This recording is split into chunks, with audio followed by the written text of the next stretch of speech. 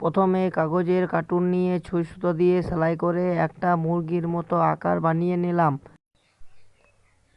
এরপর পেন্সিল দিয়ে কার্টুনের ওপর ড্রয়িং করে লেন্সটা তৈরি করে নিয়েছি।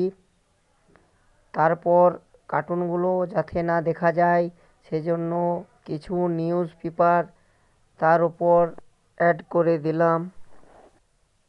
এরপর কিছু রঙিন কাগজ কাঁচি দিয়ে ছোট ছোট করে কেটে পালকের মতো তৈরি করে নিচ্ছি। এবার এই পালকগুলি লাগাতে তো চাই অনেকটা আঠা, তাই আমি কিছু ময়দা দিয়ে আগুনে ফুটিয়ে একটা আঠা তৈরি করে নিয়েছি। তাই আমার এই মুরগিটি তৈরি করতে খরচা অনেক কম হয়েছে। এরপর একটা একটা করে পালকগুলি ছিটিয়ে নিলাম।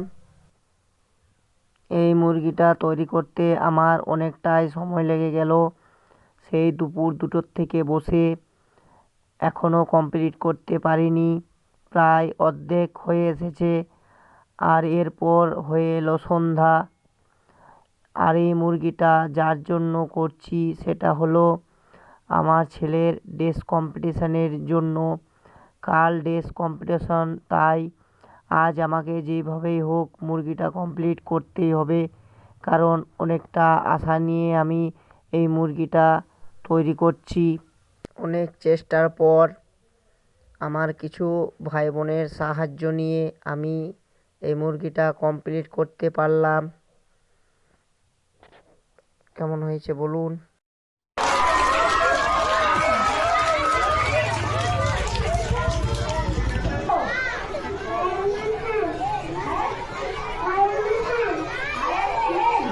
দেখো তোমরা দেখো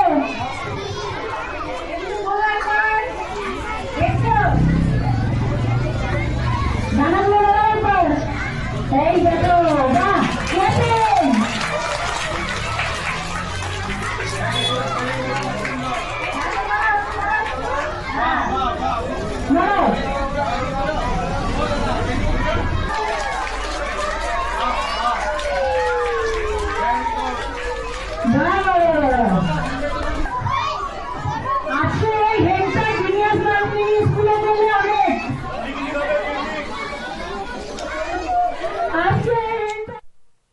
আমার মুরগি বানানোর এই কাজটি আপনাদের কেমন লেগেছে প্লিজ কমেন্টে বলুন।